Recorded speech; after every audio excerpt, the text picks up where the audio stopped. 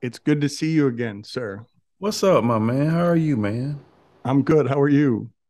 Down in Florida, huh? Miami, yes, sir. Is Poppy all right?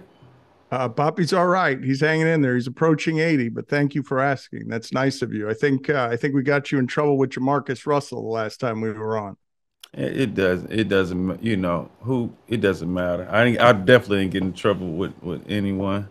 Can't no. I'm a grown man, but I love what you guys do and represent. And it's interesting because I have a podcast with my son now, and it's called Me and Halo, and he just turned 7, but it's reminiscent of the relationship you obviously have, with your father and stuff. So I think that's cool.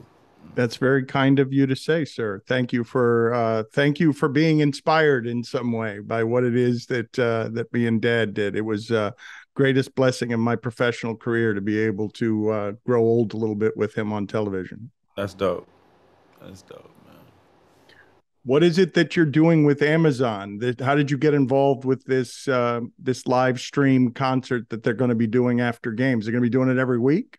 Every Thursday night after Thursday night football, Amazon and Amazon Prime Video and the NFL basically teamed up to bring fans a new experience after the game and offering performances from the biggest superstars who have projects either dropping or on the way. A legit 45 to an hour show. I come in because obviously I'm legendary, iconic, handsome, and smart, and some other adjectives to really describe myself. But I'm sure whoever thought of it got a raise. I'm sure whoever thought of it has a bigger office. It's almost a no-brainer. I'm one of the people that is, super comfortable in my skin. Um, I know what I know, and I have a great relationship with Amazon because they've always kind of uh, brought something to the table during my album cycles. And so when they approached me with this idea, I thought it'd be something dope to ultimately add to my brand and legacy.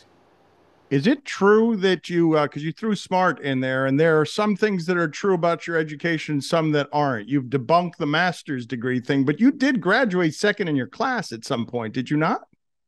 So I graduated high school and I graduated in college. I have a psychology degree. When I graduated in high school, I never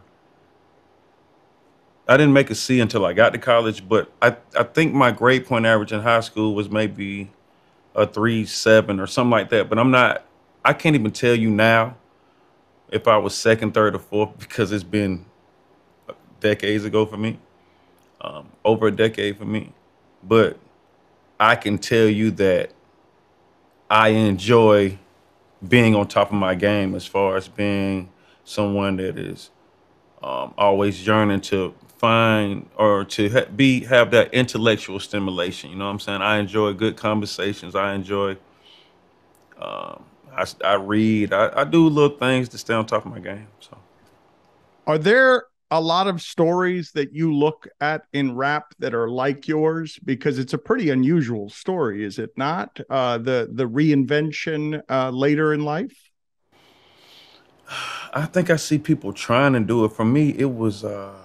My story is very, very rare. It was this story about this kid that deep down inside knows he has what it takes, but trying to connect the dots on the outside world was also a difficult thing with me, and I didn't know whether it was about aligning with the right person or being in the right rooms or whatever. And the name change catapulted a lot of things for me. Obviously, going from a name like Titty Boy, which was more of a household name that meant spoiled brat, mama's boy, nothing derogatory, but just taking that name and the Two Chains, moniker coming and just building meaning around that one chain being who I am and the other chain who I aspire to be, and just building layers on top of layers and just growing and obviously, having the confidence and the knowledge in the music to put out hit records and dope collaborations. And, you know,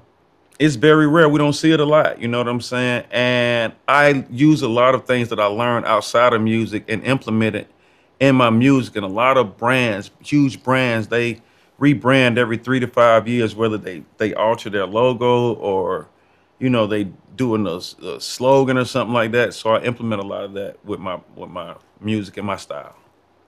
Who in your life calls you Tawheed? Maybe my auntie in Milwaukee, maybe.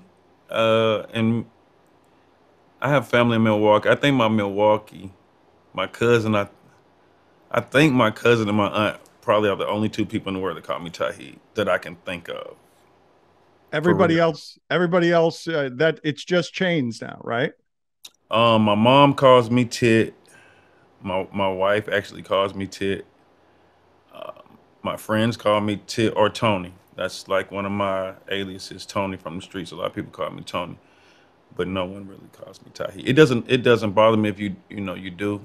Tahid ultimately means unity with God, one with Allah. So I'm not tripping.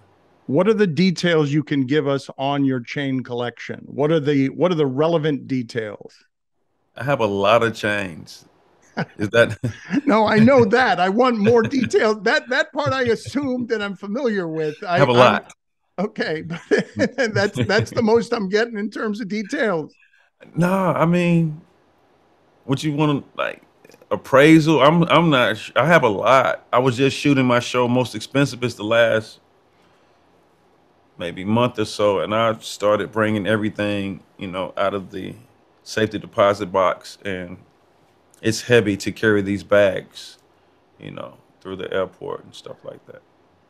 You love your basketball. You played in college. If you were to form an all-star team, 5 starters of rappers all time for a basketball team, who is on it?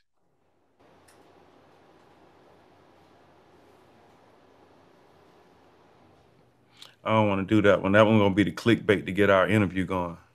I need clickbait. I need your help. What do you mean? The 2 times you've been on with us, you've given me clickbait. One time, I don't know if you remember one of the times because you got, like I said, Jamarcus Russell objects on the pivot to the details of you saying he partied with you the night before a game and had a bag of lean. He says it wasn't before a game. He says some of the details are true, but the other one, the one that I enjoy more than that one, and I'm assuming he's now retired, is the character Dr. Boo Boo that you would play with your daughter. You dress All up as right. So let me answer both of those. Jamarcus Russell. Um, uh, I respect him. I respect him. I know where he came from. So I know what he's been through, and I've been on.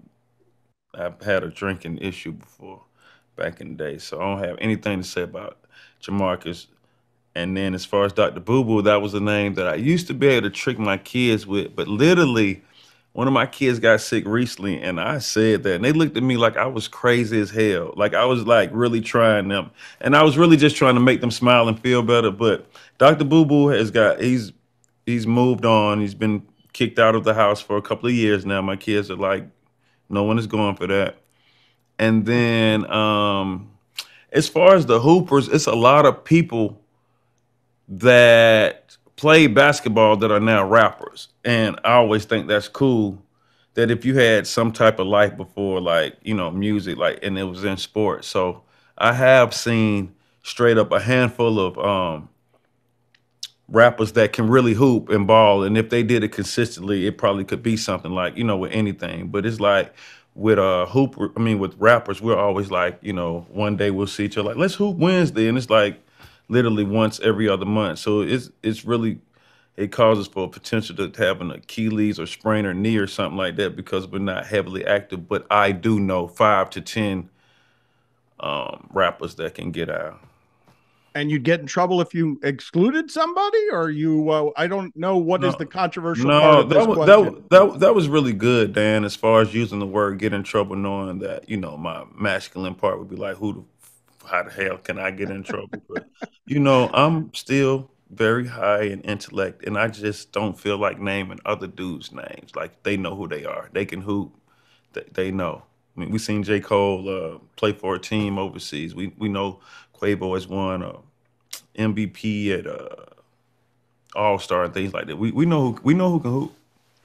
If I go back 20 years and tell you you can only have one of these, this kind of equivalent success that you've had in rap and basketball, or you can have it in hip hop, which would you choose? So rappers want to be hoopers, and a lot of hoopers want to be rappers. Now, there's two things. I feel like it's obviously more money in sports, but it's it's I think the work is harder, the traveling, the being away from family, the 80 something games, the practicing all the time to be good. In order to be great, you got to do that times 10. Okay. Now, to be a good rapper, you can come up with a hit record, go to the studio once or twice a week, get booked, get 50 to 100,000 for a show, have a nice car, nice house, girls. And if you want to be great at it, you do that times 10. So the rewards are a little different, but just how much you put in is vastly different. So I think for me, knowing what I know now, I would enjoy the space of where I am on stage. Is there a hooper that you have heard him rap or her rap and said, yeah, really good, exceptional? Yeah, yes, I have. Yes, I have. You're going to leave it there. It's No, my fault no, for no, no. asking. I'm going to say this, bruh. Okay, I'm gonna say this for a fact. We know Dame Dollar can rap. Um, Lou Will, I know he can rap. I know Steven Jackson can rap.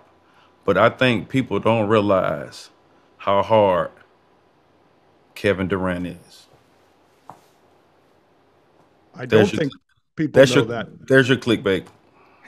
I don't think people know that. KD hard. Who do you regard as the best rapper to come out of Georgia? Well, not so much.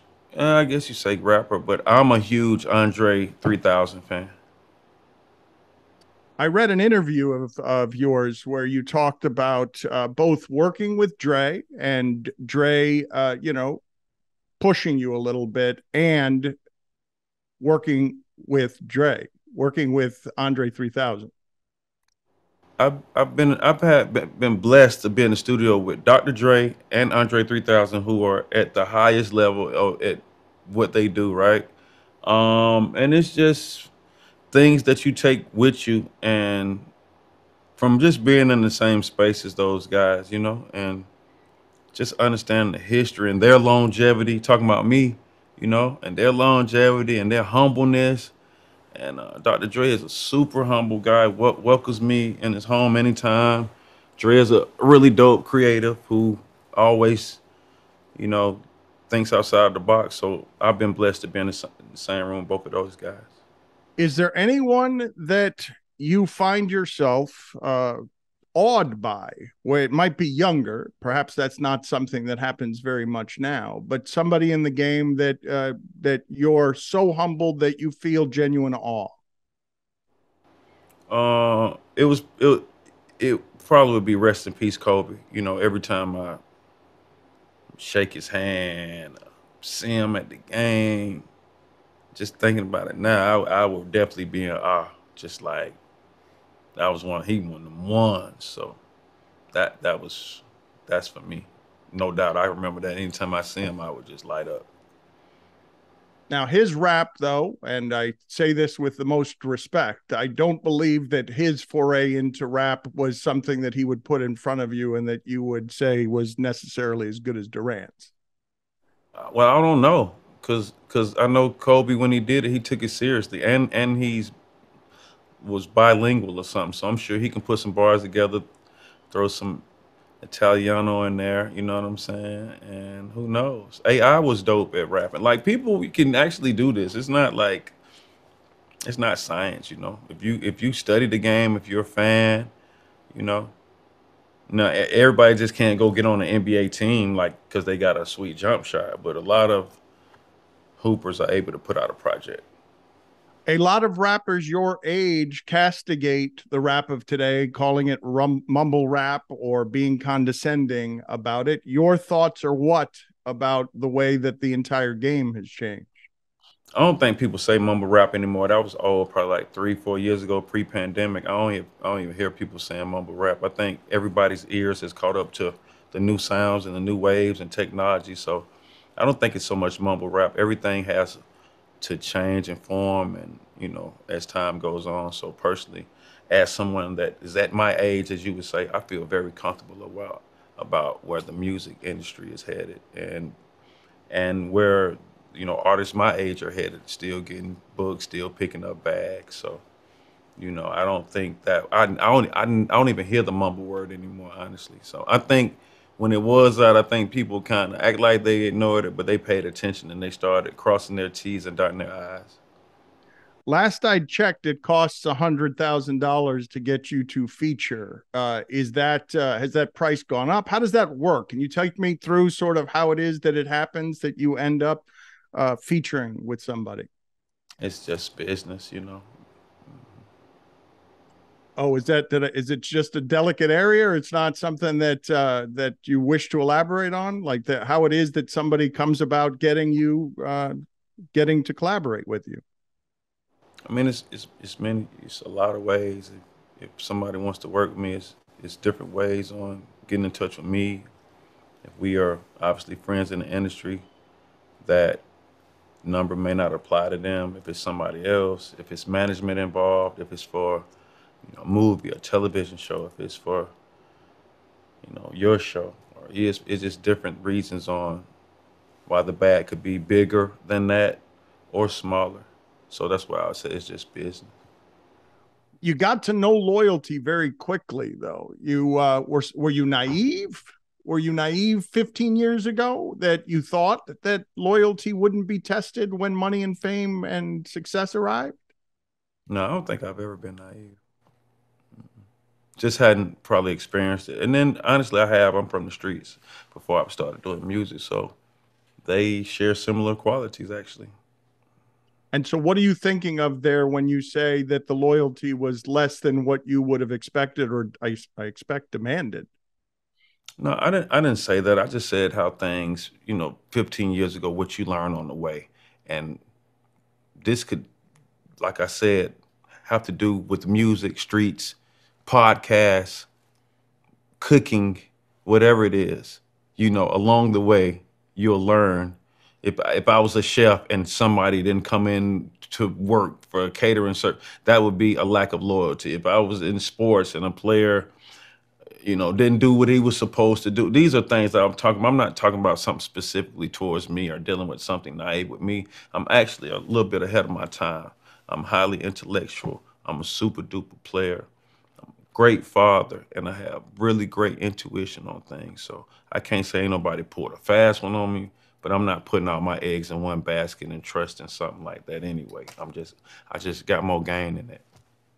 When you dreamt about this as a kid, what did it look like, and how is arriving at some of your dreams different, better than you expected, or worse than you expected?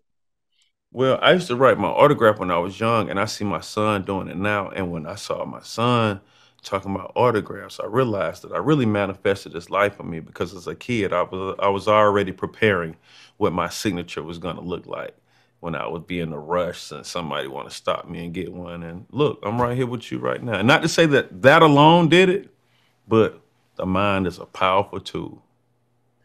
But do your dreams look in reality like you imagined them? Like when you aspired and when you were inspired, did it look like this? Yes, it did. That's a really good. I don't know if I heard you right the first time, but when you just said that, I kind of do dream in color, and I I don't know. I pray a lot, and I just feel like I can do. And I'm not just saying this on to be cliche, like I could do anything I put my mind to or whatever that type of thing.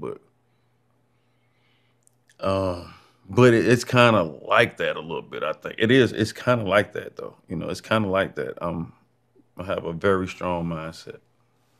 Can you give me some of the landmarks in your career where you felt palpably moved by your surroundings, whether it was in a studio, whether it was performing, whether it was arriving at a check or an award or collaborating with someone, where you felt emotionally moved by what it is that you create? Yeah. I've been emotionally moved on stage many a nights. Thousands of fans reciting words that I actually thought of in my head. Sometimes a year ago, sometimes 10 years ago, these songs are resonating with people, and I've actually looked up and said, thank you God many a times. I think, besides some awards like Grammys and big records and plaques, just being on stage live in front of thousands of people who are there to see me um, can kind of make me like emotional a little bit, and not emotional to where I want to cry or laugh or do any one of those things. Emotional to where I'm very grateful.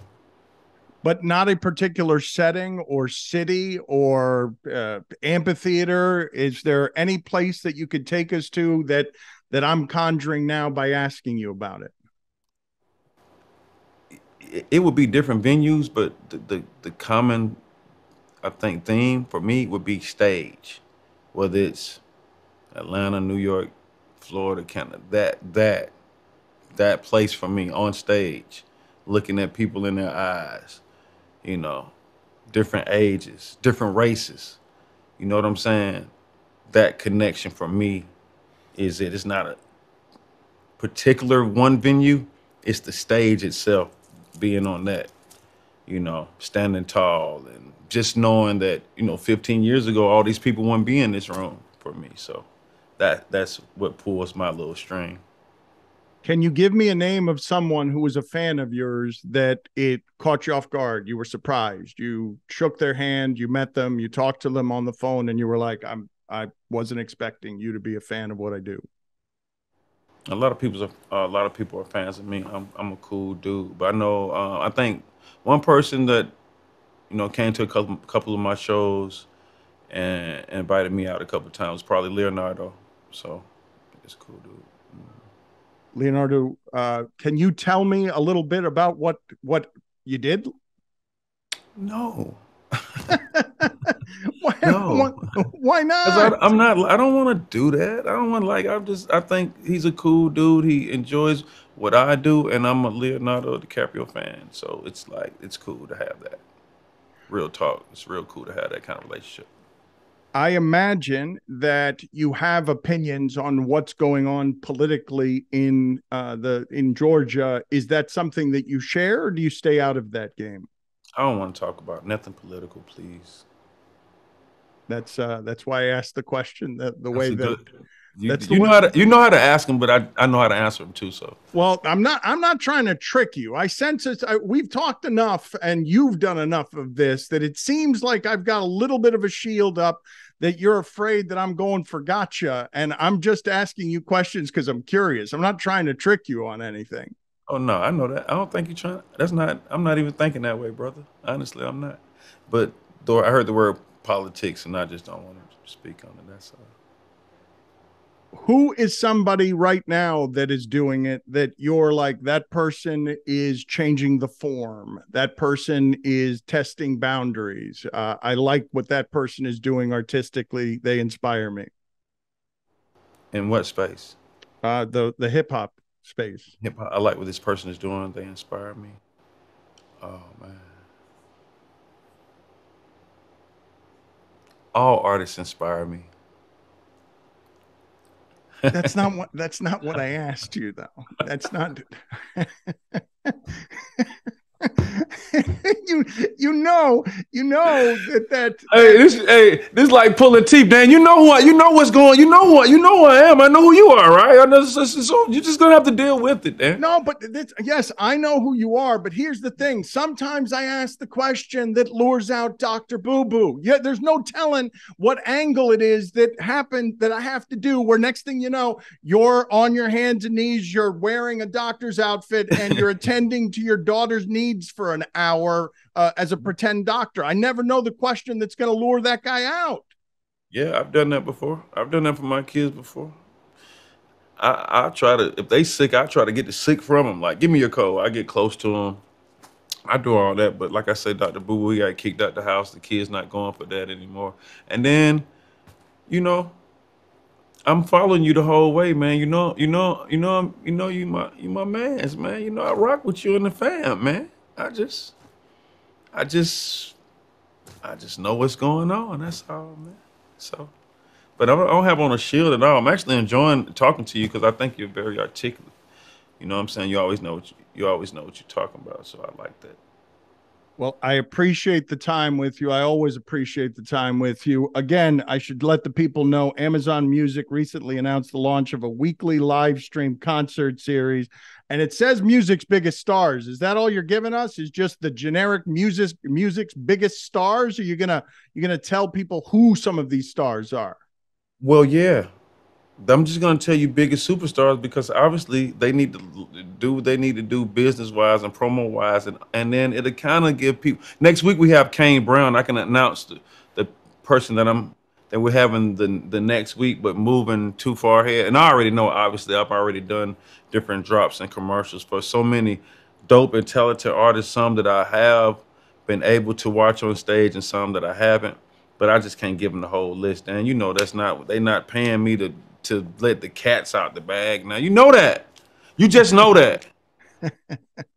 Is it pulling teeth with me? Is it okay? It's not pulling teeth. It's just unpredictable. I said, and I think you like it. See, this is part of it, right? You're laid back, and as you said, you're comfortable in your own skin. So you like the mystery. And what I could tell, no matter how stoic you are, is you like to have me sit in the awkward silences. You like the leverage of it. You like being able to be on that couch, super comfortable in that sweater and in your skin, and making me keep work for it. Like you're enjoying. Yeah, I see it on your face. You make me work for it. And you're like, and it's a good power to have. You're at the top of your game. You're out here for Amazon. You're doing big things with, as you said, music's biggest stars, but not letting any cats out of any bags. And you like to sit there and stare at me. And look at from behind those sunglasses, I see it. You can't even hide it behind your smile. And you like to see my discomfort. Listen, though. You don't understand my discomfort with these dinosaurs in your fucking backyard or whatever's crawling. So I'm trying to be conscious of the questions that you're asked. They're good questions. And then it's like a lion, whatever the hell is crawling in the back, bro. It's like a 50-pound cat. Yes, that's the biggest cat I've ever seen. It's a Siberian tiger. It is. Yes, it's a. Swear it is. I have tigers in my backyard. That's how I roll. That's how it looks like. It looks like a tiger, bro. So that's what's throwing me off to you. You want these serious questions about, and then a tiger is crawling, is walking behind you, brother. I'll see you later. They're wrapping us up. Thank you. It's always a pleasure talking to you, sir. Man, tell Papi I said K Pasa, man. I'll see y'all soon. Cuídate.